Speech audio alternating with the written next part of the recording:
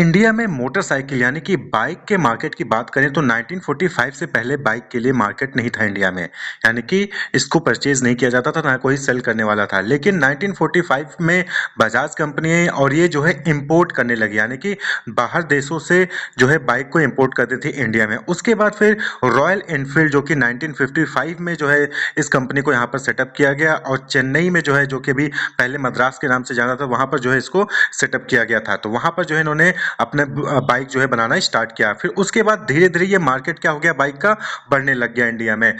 और फिर उसके बाद hero, Honda, Yamaha, Suzuki, TVS और बहुत सारी कंपनीज है जो कि बाइक बनाने स्टार्ट कर दी। यानी कि जो बाइक मैन्युफैक्चरिंग है, मोटरसाइकिल मैन्युफैक्चरिंग है, मोटरसाइकिल का मार्केट है, वो क्या हो गया, बड़ा होता चला गया और वहां पर कंपटीशन ज्यादा होने लगा। शुरुआत में बजाज थे, उसके बाद फिर रॉयल एनफील्ड आए, तो उतना वहां पर कंपटीशन नहीं था। लेकिन धीरे धीरे क्या है, इसका मार्केट ग्रो हुआ और वहां पर बहुत सारी कंपनीज आई, मार्केट और बड़ा हुआ और वहां पर कंपटीशन बढ़ा। ठीक है।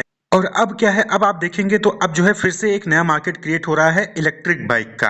कुछ कंपनीज हैं जो कि नया मार्केट क्रिएट कर रही हैं इलेक्ट्रिक बाइक का, जैसे कि ओला इलेक्ट्रिक, हीरो इलेक्ट्रिक। ये लोग क्या है, अब इलेक्ट्रिक बाइक लॉन्च कर रहे हैं। इलेक्ट्रिक बाइक को जो है वहां पर मार्केट क्रिएट किया जा रहा है, इसकी डिमांड क्रिएट की जा रही है।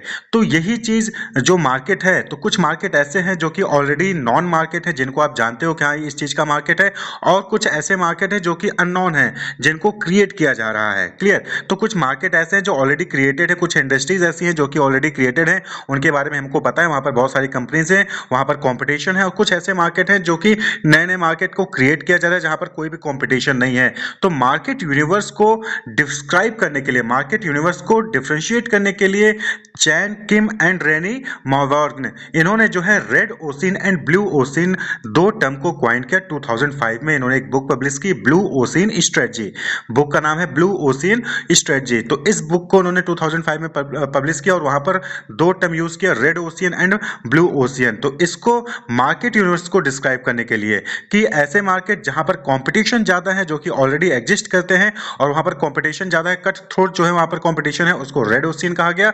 और वहीं पर ऐसे मार्केट जो कि अभी नए हैं या फिर नए मार्केट को डेवलप किया जा रहा है, डिमांड क्रिएट किया जा रहा है, जहां पर कंपटीशन कम है, वहां पर उसको कहा गया ब्लू ओशियन। तो रेड ओशियन क्या हो गया, all the industries in existence today, यानी कि आज के टाइम पे जो भी डिफरेंट इंडस्ट्रीज हैं जो एग्जिस्ट करती हैं, जो नॉन मार्केट स्पेस है, जिनके बारे में सभी को पता है, उसी को रेड ओशियन कहा गया, क्योंकि ये नॉन मार्केट है, नॉन इंडस्ट्रीज हैं, और यहाँ पर कोई भी कंपनी, कोई भी जो है इन्फ्लुएंसर या फिर कोई भी जो है स्टार्टअप जाके स्टार्ट कर सकता है और वहां पर जो है अपना बिजनेस परफॉर्म कर सकता है। लेकिन वहां पर कॉम्पिटिशन ज्यादा होता है, क्योंकि एग्जिस्टिंग मार्केट है, एग्जिस्टिंग इंडस्ट्रीज से बहुत सारे कंपनीज ऑलरेडी उस मार्केट में हैं जो कि अपना प्रोडक्ट सेल कर रहे हैं, और आप भी जब उसमें जाएंगे तो आपको वहां पर कंपटीशन ज्यादा जो है फेस करना पड़ेगा। तो कट थ्रोट यानी कि ब्लडी कंपटीशन वहां पर होता है, इसीलिए इसका नाम रेड ओशियन कहा गया। तो ये ओशियन यानी कि मार्केट यूनिवर्स को डिफाइन कर रहा है। ओशियन पूरा ओशियन है, अब उसमें कुछ रेड है, कुछ जो है ब्लू है। तो रेड यानी कि जहां पर कंपटीशन ज्यादा है, यानी कि ऐसा मार्केट जहां पर कंपटीशन ज्यादा है, उसको रेड ओशियन के नाम से वहां पर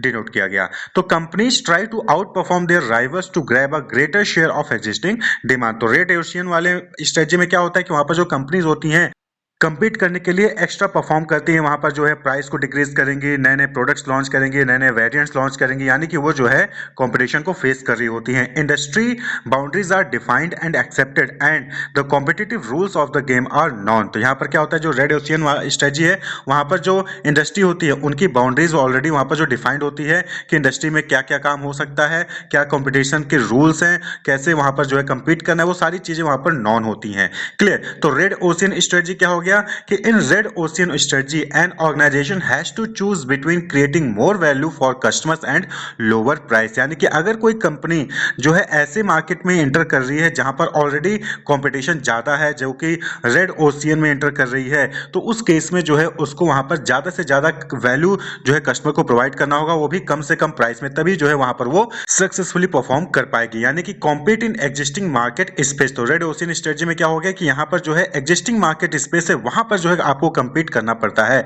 एक्सप्लॉइट एग्जिस्टिंग डिमांड, जो एग्जिस्टिंग डिमांड है उसी को एक्सप्लॉइट करना होगा, और उसको एक्सप्लॉइट करने के लिए कस्टमर को ज्यादा वैल्यू और कम प्राइस में जो है आपको वहां पर प्रोवाइड करना पड़ेगा, तभी जो है आप वहां पर सक्सेसफुल हो पाएंगे। तो अगर ऐसे मार्केट में आप एंटर कर रहे हैं जहां पर कंपटीशन ज्यादा है तो उसको रेड ओशियन से डिनोट किया गया, और वहां पर कंपीट करने के लिए आपको मोर वैल्यू प्रोवाइड करनी पड़ेगी लोअर प्राइस में।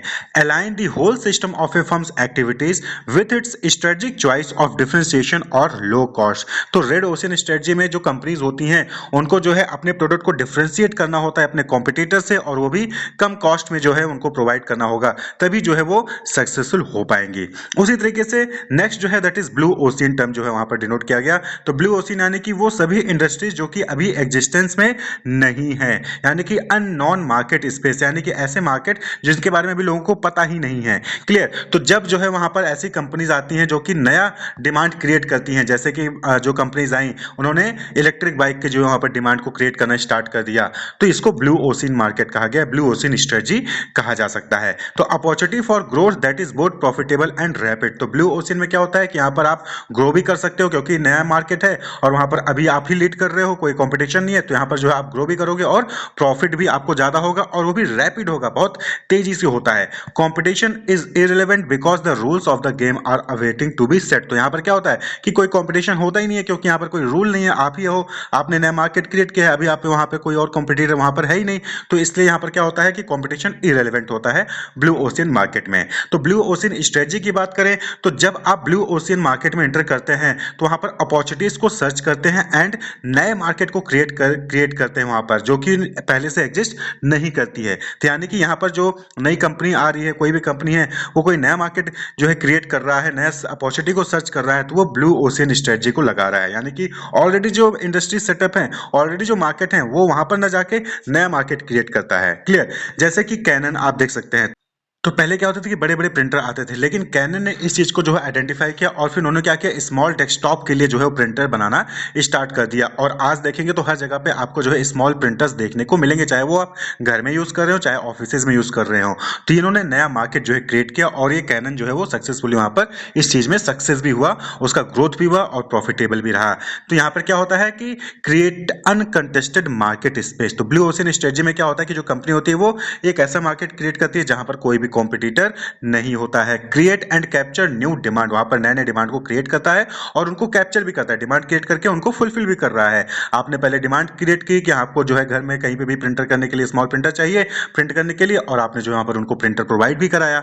Align the whole system of a firm's activities in pursuit of differentiation and low cost. यहाँ पर भी जो कंपनी है वो अपने सभी सिस्टम को, जो भी एक्टिविटीज फर्म की हैं, उन सबको जो है वो डिफरेंशिएशन और लो कॉस्ट के लिए वहां पर जो है वो यूज करती है। क्लियर? जैसे आप नेटफ्लिक्स का दे सकते हैं, तो पहले क्या थी, पहले सभी कंपनीज डीवीडी सीडी इन सबको जो है प्रोड्यूस करती थी और इनके जरिए जो है एंटरटेनमेंट प्रोवाइड करती थी, म्यूजिक हो गए, मूवीज हो गए, इनके जरिए प्रोवाइड किया जाता था। लेकिन फिर वहां पर क्या आया, नया मार्केट क्रिएट किया, और किसने क्रिएट किया, नेटफ्लिक्स। नेटफ्लिक्स आई, उन्होंने जो है स्ट्रीमिंग सर्विस स्टार्ट कर दी, यानी कि आपको डीवीडी सीडी परचेज करने की जरूरत ही नहीं है, आप इंटरनेट रिचार्ज कराइए, मोबाइल लीजिए, लैपटॉप लीजिए और वहां पर जो है आप बैठकर जो है कोई भी मूवीज, वेब सीरीज या फिर कोई भी आप जो है एपिसोड हो गया या फिर जो लाइव गेम्स आते हैं, उन सभी को जो है आप इंजॉय कर सकते हैं।